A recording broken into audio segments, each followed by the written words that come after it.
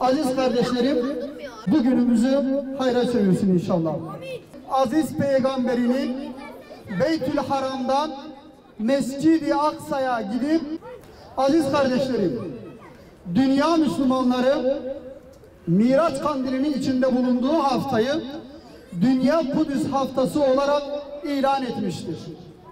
Bizim asıl amacımız her durum ve şarta Kudüs'ün yanında olduğumuzu mutlak surette göstermektir. Ve Kudüs'e sahip çıkmayı her Müslümanın boynunda bir borç olarak biliyoruz. Kudüs bizim kalacak. Kudüs bizim kalacak. Maalesef bugün aziz Kudüs'ümüz Siyonist işgalci İsrail tarafından işgal edilmiş durumdadır. Kudüs esaret altındadır. Kudüs özgürlüğünden yoksun bırakılmış. Ve biz Müslümanlar ses çıkarmaz, direnişimizi, mücadelemizi, eylemlerimizi, söylemlerimizi Kudüs'e yönetmek ve Kudüs'ün arkasında durmazsak işgalci terörist İsrail yaptıklarından asla geri durmayacak. Kudüs'ün altını oyduğu gibi Müslümanları tamamen yeryüzünden silmek için mücadele edecektir.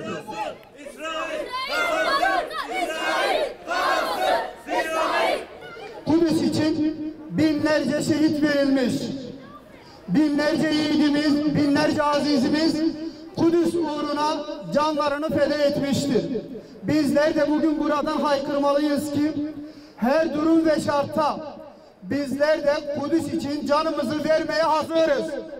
Kudüs'ün ilelebet ayakta kalması için Siyonist işgalcilere karşı mücadelemizi en gür sesle söylemek için bugün Dünya Kudüs Haftası başta olmak üzere Dünya Kudüs Günü ve yılın geri kalan bütün zamanlarında Kudüs'ü her fırsatta ve her imkanda anacağımızı buradan herkese bildirmek istiyoruz. Bütün Müslümanların şunu iyi bilmesi gerekir ki gündemimizde Kudüs olmazsa, konuşmalarımızda Kudüs olmazsa, sözlerimizde Kudüs olmazsa Kudüs garip kalacak. Kudüs yetim kalacak. 1,5 milyar Müslüman bir avuç Siyonizme karşı galip değil de mağlup olmuş olacak. Kudüs doğusuyla batısıyla, kuzeyiyle güneyiyle Müslümanlarındır. Bütün olarak Müslümanlarındır. Ne Araplarındır ne Filistin halkınındır. Kudüs aziz İslam dininin, aziz Peygamberi Muhammed Aleyhisselatü Vesselam'ın bütün ümmetinin ortak davası ve ortak malıdır.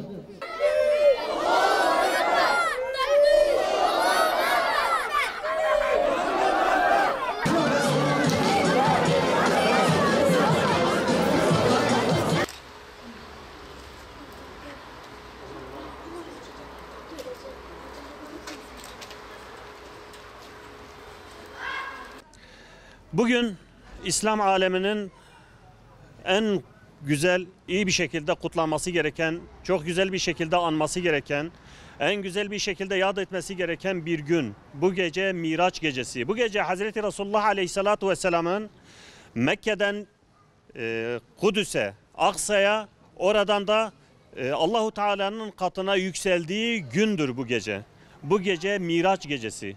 Bu gece Kudüs gecesi. Bu gece Dünya İslam Alimleri Birliği'nin ilan ettiği Kudüs Haftası. Kudüs Haftası olarak da aynı şekilde kutlanıyor. Bundan dolayı bütün Müslümanların bu geceyi, bu haftayı ibadetlerle, dualarla çok iyi bir şekilde idrak etmeleri, çok iyi bir şekilde anmaları, çok iyi bir şekilde dua ederek, Allah'a yalvararak, yakararak Allah'tan istemeleri, Kudüs'ün kurtuluşu, Müslümanların zaferiyle sonuçlanması için yönünü Rabbine çevirip Allah'tan en güzel bir şekilde dilemesi gerekiyor. Evet kıymetli Müslümanlar, Allahu Teala bir ayet-i kerimesinde şöyle buyuruyor. Bir gece kendisine bazı ayetlerimizi gösterelim diye kulunu Mescid-i Haram'dan çevresini mübarek kıldığımız Mescid-i Aksa'ya götüren Allah eksikliklerden münezzehtir. O gerçekten her şeyi işitmekte ve görmektedir diye buyurmaktadır. Bizi yaratan yüce olan Allah. Mescid-i Aksa, İsra ve Miraç hadisesinin tecelligahı, 124 bin peygamberin uğrak yeri, özgürlüğün anıtı, dünya barışının sembolü Mescid-i Aksa. Onun derdiyle dertlenmek her Müslümanın boynunun borcudur. Kudüs, Müslümanların göz bebeği. Kudüs, kentlerin en acılısı. Kudüs, yerin göklere en yakın avlusu. Kudüs emanettir.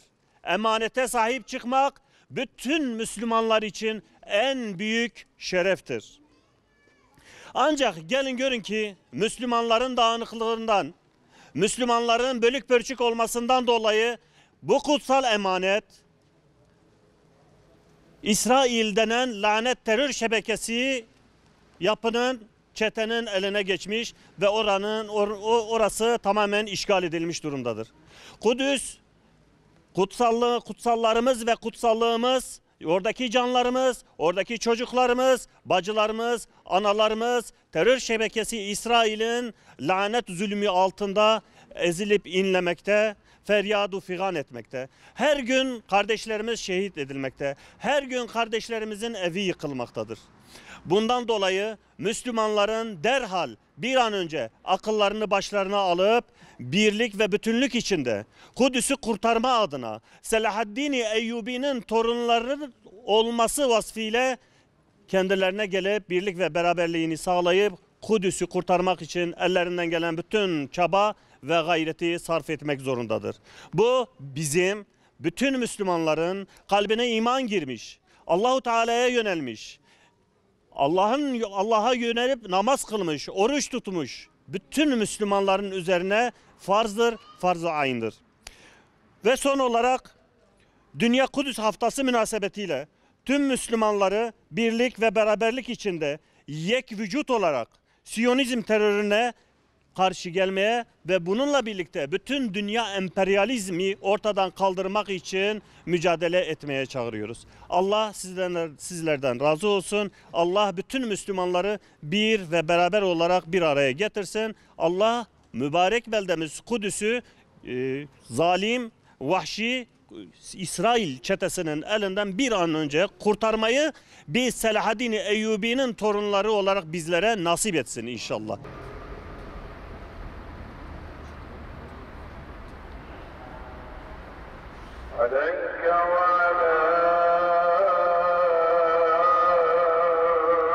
Bu gece buraya hem Miraç gecesini idrak etmek ve bununla birlikte bu yıl ilki düzenlenen Dünya Kudüs Haftası münasebetiyle Kudüs ve Filistin topraklarının tekrar özgür olması için dua ve niyazda bulunmak üzere toplandık. Allah bu geceyi başta Filistin ve Kudüs olmak üzere tüm İslam toprağının kurtuluşuna vesile kılsın. Değerli kardeşler, hepinizin bildiği gibi Kudüs'ün Müslümanların yanındaki değeri tarif edilemez. Burası Müslümanların ilk kıblesi olan Mescid-i Aksa'nın bulunduğu mübarek beldedir. Çok sayıda Nebi ve Resul'e ev sahipliği yapmıştır. Ayrıca önderimiz, Peygamberimiz, biricik rehberimiz Hazreti Muhammed Aleyhisselatu Vesselam miraca yükseldiği kutsal beldedir. Bu yönleriyle de Müslümanların gönlünde oldukça büyük bir yer tutmuştur. Hazreti Ömer radıyallahu anh döneminde fethedilmesinden günümüze kadar da bu değerini asla kaybetmemiştir.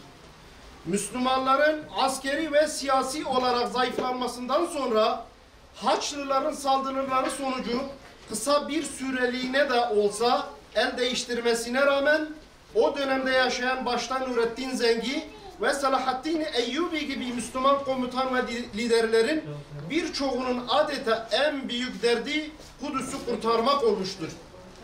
Bunun için savaşmışlar ve büyük komutan Selahaddin Eyyubi eliyle de fethedilmiş bundan 100 yıl öncesine kadar da Müslümanların elinde kalmıştır. 19. yüzyılda Siyonistlerin terör eylemleri ve batılı emperyalist güçlerin alçaklıklarıyla tekrar el değiştirmiştir. Ve yaklaşık 100 yıldır adeta inim inim inlemektedir. 100 yıldır Siyonistlerin kurmuş olduğu terör devleti, modern Haçlı ordusu olan Batı emperyalizminin himayesinde oradaki Filistinli Müslümanları yerlerinden etmekte, topraklarını zorla almakta, evlerini yıkmakta, mallarını, mülklerini talan etmekte. Onları gözaltına alıp işkence etmekte, zindanlara atmakta. Bireysel ve toplu katliamlarla onları yok etmeye çalışmaktadır. Tüm bu zulümler olurken tüm dünya adeta buna seyirci kalmaktadır.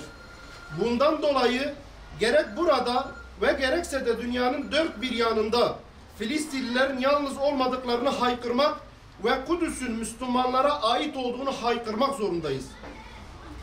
Ne 100 yılın ihanet anlaşması, ne Kudüs'ün Siyonistlerin başkenti ilan edilmesi ve ne de Arap kukla devletleriyle olan normalleşme adımları bu hakikati değiştiremez.